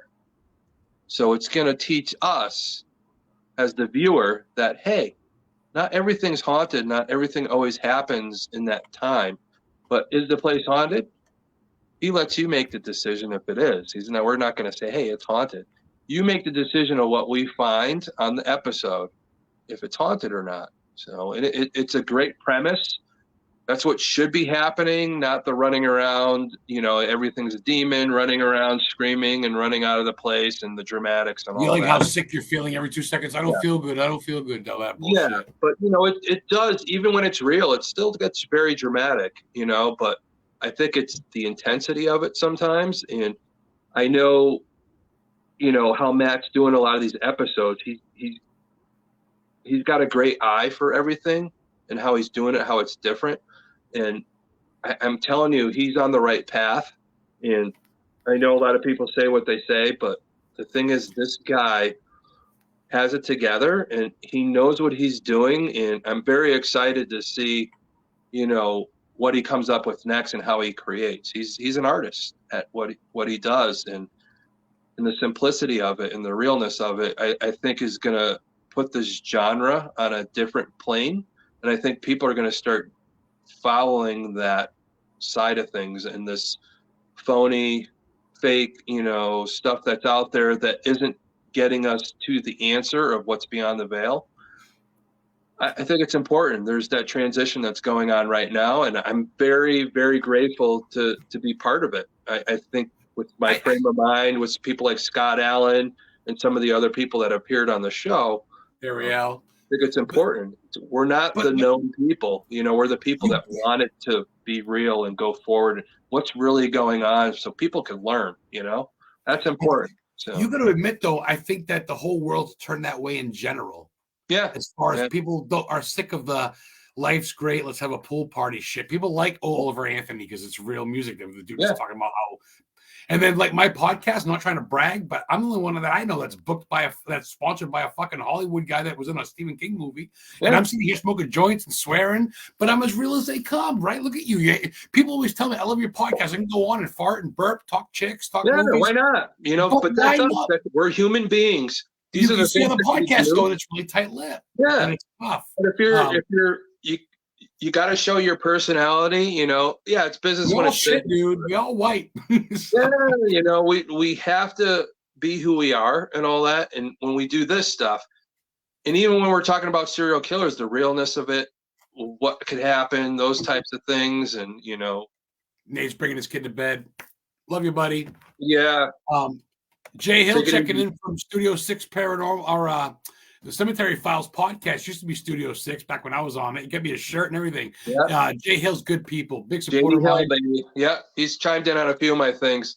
Good dude. So, yeah. You know what's cool? Matt reached out to me and said I'd be a great part of the show, but I just can't get to Upper New York right now. My car needs a lot of work. I'm getting it brakes fixed. And he goes, I messaged when it was a show opportunity. I emailed the thing. He goes, I said, I'm just curious. And he spawned right away. He's like, you'd be great, Adam. I really appreciate you, blah, blah, blah, because I shared some shit with Scott. Yeah. And I just can't get to Upper New York. It's hard for me where I live. I'm 3 hours north of Portland. Yeah. And Portland's still pretty far. So I don't know, maybe in the future, I'm getting my car looked at. It's getting worked on and shit. Yeah. So I love where I live. There's not a street light for a lot of miles. Like you live kind of secluded, right? You don't live in the city, or do you live in the country? You don't mind me asking. It's funny where I am and all that. It's rural, but I'm not that far from main highways and things like that. When I get up for work in the morning, I think I drive maybe about less than a mile before I could get on the highway to get to work. Oh, no shit. Yeah, it takes me, I live 22 miles from where my normal job is and all that. And, on a good day, it'll probably take me about 20, 25 minutes to get there. Because I work a bat out of hell, and I go 25 minutes to work, but I don't have to go to the Pike. I'm 45 minutes to the Pike in either way. Yeah, because you're way out there. You're more rural than I'll ever be, dude. My elevation. Come to my house, Scott's been to my house, and he knows coming from Boston to come there, and it's very quick off the highway, and just my house is like jet back from the road. It's the furthest house back from the road and all that. I got a huge field across the road. I got wild turkey that come in my yard. I have a fence around my backyard. My cats can hang out in the backyard and have fun. Oh, that's cool. And especially this time of the year, Jody loves to get all the flowers and the plants. We got the backyard is like a cathedral and all that. She does a really good job with just, that's where we hang out. We got our fire pit, it's nice and relaxing. So I'd love you actually take time off, Tom? You're actually not doing a tour or fucking a convention or a talk show or a video? I got a friend of mine who asked me, he sees everything I do. He says, when do you ever sleep? And I says, I don't know. So when I'm dead. yeah, but I don't know. It's just the drive in me. It's the drive in me. You know, I do work a normal job. You know, I work my paranormal job, but my main goal is to just work my paranormal job. Just nothing against my normal job, but they know. And they're very good to me and all that there. They give me my time to do these things. You know, I make up my hours when I'm not there on days that, you know, I'm usually off, that I'll work and all that. But I appreciate them for supporting what I do. You know, they don't have to. It is a sales business. You know, it's a hard charging, you know, unforgiving kind of business. But, you know, I do appreciate that they allow me to do it. But how long, much longer they allow me to do it, I don't know. You know, but I'm keep pushing forward. My main thing is to look at myself in the mirror, know that I'm doing the right thing, helping people and supporting my family and doing what I love to do and helping people. So that's I like that. You're a man's man, dude. You love your wife. You love, you know, you do your thing, but you're trying to reinvent yourself. You're trying to get out there. And I think it's not because of fame. It's because things need to be known. And you don't just go out there going, look at me, guys. Look what I wear. I see these people in this field that are just showboaters, man. Yeah. And you go out there with facts and knowledge. You don't ask for anything in return. It's funny. You just like to educate people.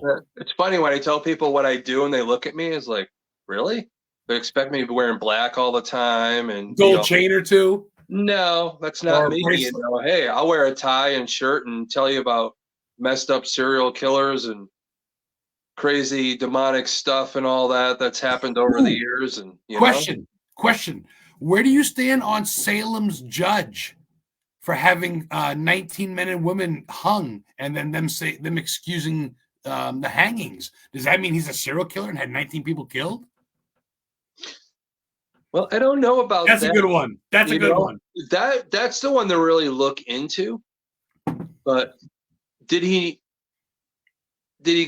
have these people killed? You know, it's just a different sense of it. Did he have a sense of duty? 1992, man, it's old. But did he have a sense of duty because he was a judge?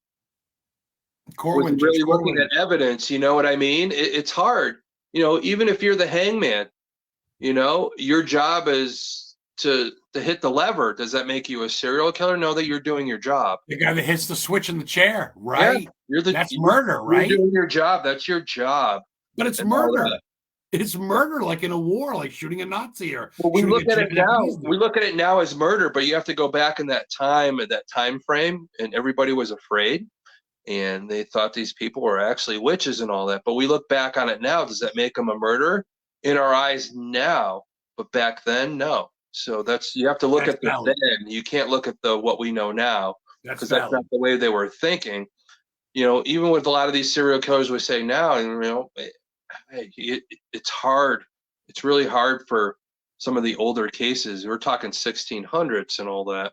You know, even in Connecticut, you know, the Salem, but Connecticut witch trials. So we're doing the witch trial. Yeah, and the thing is the Connecticut witch trials were 45 years before Salem. Didn't they dunk them in a seat in the river? Yeah, they were doing the dunking. Two of the 30, I think it was like 38 people were. I think only 11 were hung, and then there was 2 that did the water dunking torture thing, whatever. That's crazy. They didn't do the water torture in Salem. They did it in Connecticut. But the thing is it wasn't until last year that the courts exonerated all of them. And that's why we're having this year the Connecticut Witch Trial Festival. You know, we're not going to have something that the people weren't exonerated yet, because that's too weird. Yeah, we could have named it something different, but it just brings people to really talk about that point in history and all that. And it's going to Connecticut gets left out. Yeah, it's at the historic Pratt Street in Hartford and all that. And a lot of these witches were hung where the old state building still is. That's about, you know, it's closed down and all that. And that old state building in Hartford used to be a field. That's where most of the people were hung, according to history. And they built the state building there, and that state building is haunted. And it could be haunted by some of these angry people that were put to death for the wrong reason. Angry witches. This is like a metal band. well, angry non-witches, because I don't think any of them were ever witches. Some of them admitted they were, but I just think it's because they were pushed so hard that they finally just gave in. Yeah, okay, I'm a freaking witch, you know? Right. But they really weren't, you know? Hannah Karenina, I think, is the only one that ever admitted and was actually, you know, convicted of that. But there's, you know, there's so many different ones and different history and all that. So, yep, up. I think Adam had. What do you got to go to the bathroom? I don't know. So, I don't know if Danny's still coming on, but you know, we're talking about serial killers and stuff like that. I hope he comes on because he has a great story about one of the most prolific serial killers in Connecticut. And you know, I thought I had a knock on my door. I'm like, what the fuck? Oh, okay. No, Well, I haven't had a weird spirits knocking on your door, especially when I was talking about witches and stuff. So no one knows where I live. I've been here for 2 years in June, and I've had 2 visitors, 3 visitors. I still got to get up there. I think I need to get up there and clear the energy out of your house, there, buddy. So you know, I'd love you to come up, crash on my couch for a night. Yeah, I think I can help you out with the weird energy that's in that house. You know, I'm pretty confident with that. You know, I've done it before for people, and I don't know what it is, man. I don't know if it's the chick that got screwed over here, the dude that killed the baby next door, or it's just the land too. I guess I don't. From what I hear, just the little rumors of things that happen. The KKK used to have a thing here. Used to be in the mill down. Well, you had a lot of different things, and there's a lot of different ways to approach that type of energy. There's so many different things, you know. Palo Santo. Yeah, but yeah, exactly. But I've talked about cases and all that I've had that. You know, I've had cases where the house is on Indian land. There was murders that happened at the house. There's an Indian Township 3 miles from me north, Indian Township. There is. But you can try and clear one thing, but there's always that other thing happening too. So it's important to do that. What I told you is when you don't know and you're not sure, you got to do it all. You throw the kitchen sink at it. And I've told you before, you know, JB and all that when we worked together, we would throw the kitchen sink at it. We do everything. You know, we would do the shamanistic blessing, the Christian blessing, Tibetan healing bowls, pagan blessings, anything you could throw at it, crystals, salts, everything. Sometimes you have to do everything when you don't know what it is, because we dealt with a case where it was, you know, Indian land. There was a murder that happened at the house. There was this, there was that, you know, and you think you got it and you just miss that one little thing and all that. That's just what makes it fascinating and all that, the paranormal. And again, where we're talking about tonight, you know, I know people want to hear about the serial killers and stuff, but yeah, you know, it's all different, you know. So somebody sent me a crystal to bury in my backyard. Yeah. She sent me some of her black salt. I put all her black salt around my doorways and windowways. Yeah. She sent me that with the card that I got. Is it crystal at a certain? Is it crystal? Is at which point? Northern point? Is that a northern point of his corner of his house, or? And there's an eye thing, like a gypsy eye. I'm supposed to face it towards my doorway. So I just wouldn't. It's dark now. It's getting, you know, so dude, it's only fucking it's literally fucking 31 degrees. It's below freezing right now where I live. Fucking so bizarre. Gonna be hard to bury something when it's that cold. I don't get it. It's supposed to be 62 in 4 days though. Maine is bipolar. I don't know what is happening. But you know, Adam, you're such a good dude. You know, you always have good intention and all that. And I think a lot of it is keep your head up and all that. I know you're up there in the middle of nowhere. It gets depressing sometimes, but you know, I've always told you when it gets to that point, you know who you're going to call. So you're one of the ones that you and Raph and Nate, you guys call me, you guys text me. I love everybody in the Historically Haunted. Somebody's giving me a reading, couple of readings. It's funny how we're connected because I know sometimes, and you know, I call you out of nowhere and you're like, fuck, I really needed you to call at this moment. I said that twice to you. Yes. Twice to you. Not through text, through calling. You're like, hey, can I bother you for a minute? I'm like, honestly, dude. Yeah. Besides honestly talking to Heather, I don't really talk to many people, and I'm 3 hours north of her. So I'm trying to build our future. Her kid's almost out of school, a couple more years, and then she'll come up here. But right now, dude, it's no man's land. Yeah. I'm where Stephen King shot scenes of Creep Show 2, and I don't want to say anything. I can't give it away. I'll talk to you in private. Yeah. But there's a filming site up here that I'd love to have a convention at. It's an old anyway. But you're right, Adam, because you know the thing that I love about you is you have goals. you're reaching your goals, and you came from pretty much shit, and you're making it happen. And I'm so proud of. That's why I'm so attached to you, because you're doing what I always want people to do. Don't let things stop you. Don't have hurdles in front of you. You need to have goals, and you reach them, and you know what you and Heather, your life wants to be, and you're going to go through the hard times to get through the best times that are coming for you, I fucking, dude. You know what's funny? He's not just saying that because it's live. This cat means it. We text, we call, and I don't need you guys all come up my ass now because I'm talking about it. That's cool. And George, yes, I have talked to you, George. George flew from Florida to Bangor to get me to go to the Warren convention where I was Tony Sparrows. Dude, I went from nothing and dying in a car accident, being homeless, my mom dying, and then all of a sudden I'm Tony Sparrow's guest at the Warren Con. Yeah. And I'm talking to Thomas Patrick Gormley every day, and Donnie fucking Green, and George DaCosta, and Decay, and Danny Perez, and all these people that are my clients that tune into my shows regardless if they weren't. And it's not just a bullshit thing because, yeah, you dudes are cool, man. You're fucking. You're Adam, I don't let my guard down to a lot of people. And, our circle is very tight. And we all love each other, and we're all there for each other. And, yeah, people don't understand that, especially in this paranormal industry or true crime, whatever you want to look at. It's okay to say you have friends. It's okay to say that you're not better than everybody. It's okay to support each other. It's okay to be there for each other. It's not a competition. We have to lift each other up, and I know there's people that might disagree with me, but listen, I have your best interest at heart. Anybody, I'm there to support you. Don't take it the wrong way or anything like that. And I know some people have. Dude, every time I share your post, it's thank you, brother. Grateful, my brother. Appreciate the post, my brother. I go, this fucking running out of shit to say to you, I love you, man. You respect it, and then you share it back. So I'm always like 100% you. Fucking. Yeah. I always appreciate it.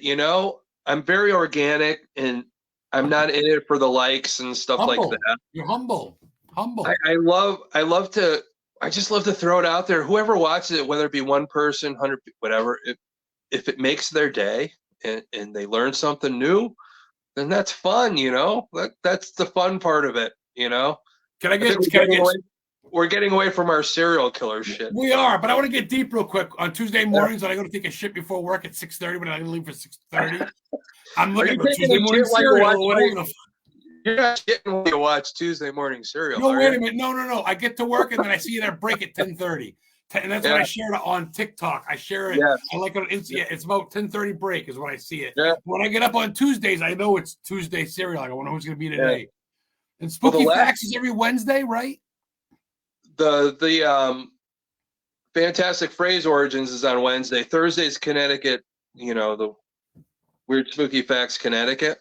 Which might change in the future. I might run out of cool stuff from Connecticut, which probably won't, but So I want to do more of the United States. Yeah. Let's go some more serial killer shit. I want to talk about. Exactly. I heard the other day on Stephen King Radio out of Bangor, Stephen King's radio station, him and his wife Tabitha own. They said the youngest serial killer is 8 years old. He was I just did my last Tuesday morning serial. That's what I said. I said, Thomas just fucking, it was a trivia thing. I go, they must have fucking watched you. I almost called them up. Because that's twice I heard it. It happened. You won't believe. I have some. Is it the anniversary? But I've had a lot of people call me from all over the world. They've chimed in. They've instant messaged me about how they like what I do and all that, which is very humbling. I love what I do and all that. And to hear from people like that, it makes me emotional and all that, that you're reaching out to people, they're learning things hopefully for the right way. And yeah, you never know who's watching, and knowledge is power, my friend. And we can all learn. And the 8-year-old boy, his name was Sanjeet Sada out of India, the Bihar, I think it was Bihar little village and all that. And he, by the age of 8, he had killed like 3-4 people. Was it 3 or 4? By the age of 8? Yes, I heard about. They didn't get into it, but it was like a little trivia thing to win tickets. But the thing was, his family knew he killed a couple people, and they tried to protect him. They didn't want to say anything, so I don't, but the boy right now, he's still around. In India, there's no like death penalty, thing like that, but he's so young that he's in a secure home until he's 18. So nobody knows where he actually is. It's under protection and all that. But there's pictures of him. You go online, you can see the picture of him, and he has that look in his eye. It's the theory of can you be born as a bad seed? And from when they talked to him, he just said he enjoyed, ending life, at 8 years old. And now I think when they interviewed him and finally caught up with him, I think he had 2 years had gone by when they finally caught him. He was like 10 at the time. But he did all the murders before he was 8. So holy shit. Yeah, we never know. It's so weird. It's like, after that, the youngest serial killer before that was like 10 years old. It was a girl, and she killed a whole bunch of boys, and this girl was fucked.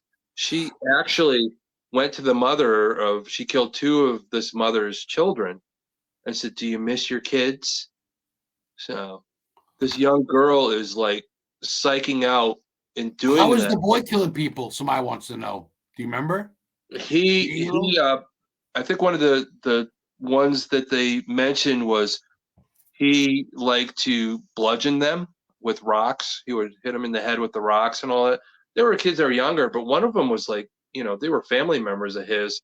One of them was an older sibling or cousin or something that was babysitting him, and he killed. This girl was like much bigger than he was, but he found a way. Maybe when she was sleeping. I don't know the whole story behind it, but 8 years old. What's going through your head at 8 years old? Do you remember when you were 8 years old? What was going through your mind? Fucking He-Man, Matchbox cars, maybe playing in the dirt, not like it's cool. He said he liked seeing the life leave. See, that's why reincarnation. I don't know. Something is evil. I mean, that puts a stick in the spokes of the whole serial killer theories, right? But it's one of my things, and people know this. If you know me for long enough, and I know people have tried it, and for me, I look at it. I think they're complete failures at it. I don't want to cause drama or anything like that. But when you're talking to me with my knowledge of serial killers, my background in the paranormal, I really want to do a show about how it intertwines and going to some of these sites and seeing if I could contact people. There's a lot of people that have done like shows, and there's been books written.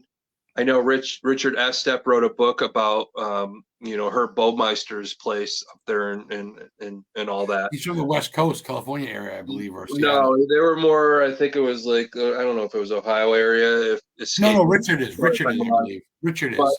He had a pool in the house. He would invite people there, kill them and all that. And there's people that have lived there and just see the ghosts of people screaming as they're trying to run away, and there's bones still buried in the backyard, and it's just crazy that Herb Baumeister, when he knew that the heat was getting hot, he went to Canada, ended up killing himself and all that, but that's still there. It's imprinted.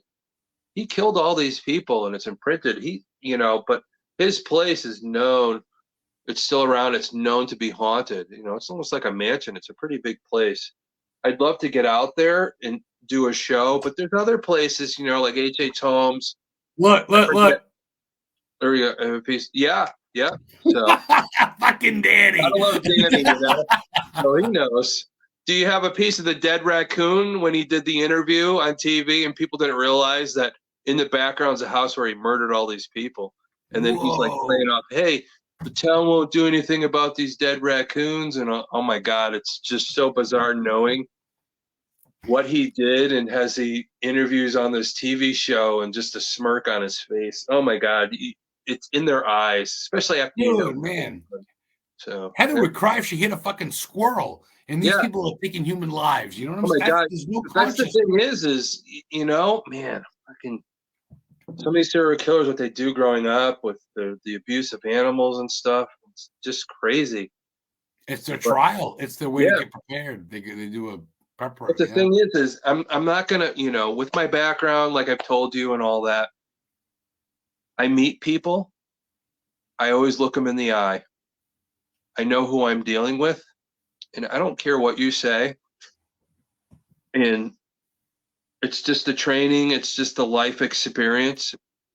And I'm going to tell you again, you're not going to get one over on me.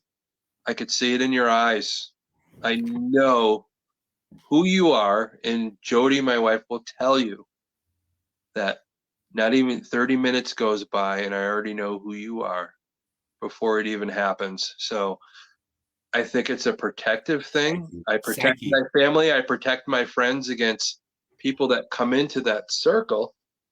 You know, we keep ourselves protected. That's what we do. I know we might come in these days, we might come in contact with people that don't have our best interest and all that. And it's a matter of seeing that. And it's tough, you know? Like Heather says, do no harm, but take no shit. You don't engage in things, but you're going to protect yourself. Yeah.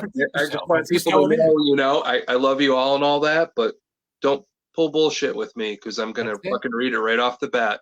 And, you know, I just want people to be real with me. I'll be real with you. Like Heather says, I don't care what anybody says about Thomas. He's been nothing but great with me. He's fucking amazing. So fuck them all. That's how we are. We make our own judgment. And you know what? Fuck everybody that doesn't like me. It's our circle. It's small, but you know what? We fucking push each other, don't we, Tom? We exactly, because we have to bring the paranormal forward in the right way and all that. What that is, again, we're never 100% right. We're never 100% wrong. One of my favorite quotes. And it's funny. It's on my media kit that Larissa helped me fucking build. I shared it. Yeah, she's a smart shit. Oh my God! If you want to not private eye. Third Eye Paranormal. Third Eye. Yeah. You know, Third Eye Productions and all that. I think she's the only person, you know, that's busier than I am. So, you know, and she does. Her husband's in it too, but it's pretty much it's her. It's the push. It's her. I get it. There's a lot of strong, independent females, and just people in general in the field. And a couple minutes left, Thomas, to go. Where can people find you, my friend? If they want to follow you, your excursions, go ahead. I don't know. 3 minutes to plug. I don't think I want anybody to find me. I got to stay hidden. No, you bastard. Seriously, I'm gonna come hide where you live. I'm gonna come hide with you, Adam. So let's do it, brother. I got the guns under the sofa. I'm gonna hide at the lower end of the Mount Katahdin and all that. I'm gonna be right there with you, buddy. And I will go look for the Wendigo. Yeah, there you go. That'll be fun. I still need to see a cryptid, so that's the only thing I haven't done in my paranormal career yet. But a B-52 bomber crash site on Elephant Mountain. By Greenville, but you got to see some cool shit. Well, I love the name Elephant Mountain. That's a perfect name for a mountain. Isn't it so up next to Moosehead Lake? It's all fucking animals up there. That's awesome. So, but you know, Facebook, Thomas Patrick Gormley. Everything else is Archangel of the Paranormal, whether it be TikTok, Instagram, Threads. You know, if you want to re-see some of these type of stuff that we do, if you want to re-see some of that, it's all on YouTube. Historically Haunted on YouTube. Yeah, Historically Haunted Vodcast on YouTube. Yeah, you know, come hang out with us. The Connecticut Paracon is coming up July 20th and 21st. I'll be there. Yep. Adam will be there telling you all about everything up in Maine, Stephen King stuff, whatever he wants to talk about, because he always got great shit. I love this guy. So much cool stuff. And Samai's going to be there. Samai's Golden Pyramid, great show. Danny Perez. Yeah. And you got to realize, let me just tell the story real quick before we leave. No, Danny can't get on. But, you know, being born in Connecticut, one of the most notorious serial killers in Connecticut was Michael Ross. They called him the Eggman. So. The Eggman. Yeah. Cuckoo. And he was I think he murdered over 8 people or whatever. So, but he was the last person in the state of Connecticut that got the death penalty, you know, with lethal injection. He was the only one that was put to death by lethal injection. But the thing is back in the day when Danny was little, his parents would take him to this farm. And what he told me, they take him to the farm and all that. And the people that own the farm, their son would kind of be around and watch them and all that stuff, and just keep an eye on the kids on the farm, and they hang out. And this guy's parents that owned the farm, the son there would play with the kids when they're there, just keep them company. You know who the guy was? Michael Ross. So Danny was actually intertwined with Michael Ross when he was younger, and they played together. Yeah. So, yep. So Danny was actually almost like Michael Ross was watching over him on the farm. Dude, you chose a serial killer. Fucking dated running around in hearses. Yeah. Such an odd bunch, isn't it, Thomas? Yeah, and I think when he told me that story, I think I almost shit my pants because that is just so close. But there's so many different serial Connecticut, and I have another friend who's my friend Calvin Von Crush. His heard that name. Yeah, he had there was a woman that kind of adopted him, but she was a crime writer, and she was big on the case of William Devin Howell, who was a serial killer in Connecticut. He drove around in a van. He'd pick up prostitutes, stuff like that, and kill them. And he'd kill them, and then he'd bury them in his own garden. And this garden was in the back of up near the West Farms Mall, like right near where I live. And there's a McDonald's and there's this field you go in, and that's where he was burying everybody. Wow. And it's just amazing. And I remember Calvin, I kind of instant messaged him, and he says, "Yeah, I'm eating at this place, and behind the place is where Devin Howell, the William Devin Howell actually killed all these people, buried them there." I was like, "Oh my God, dude, it's just crazy." I've driven by it many times, and again, your life intertwines with all these people, and there's that history to see it, the craziness that people go through, and seeing these sites, these. The Ted Bundys, the Dahmers, and all those, and how we talk about just some of these crazy people and just what they do, and I have my favorites and all that, but again, the more we learn about it, the more we don't become a victim. So, knowledge is power. Absolutely. The more we see it in our own people, in our own friends, and we get them that help. You see the signs. Get crazy. Yeah, especially with our children. Yeah. Especially with our children, we need to be more alert. We need to be there for our kids. We can't overprotect them. We can't underprotect them. Right. If they're killing little kitties, if they're killing little kitty cats and little dogs, it might be a problem. Yeah. You may want to get checked out. You got to let your kids be individuals. You got to be there. Your job is to keep them safe, but let them be who they are and support that. That's the knowledge I want to give you and anybody watching. I know I'm not the perfect parent. Nobody is. But after doing this for so many years and seeing what could happen, don't overprotect your kids. They're smart enough. They'll figure it out. Yep. And don't underprotect your kids. Don't neglect them. Don't abuse them. It's got to have that Goldilocks balance.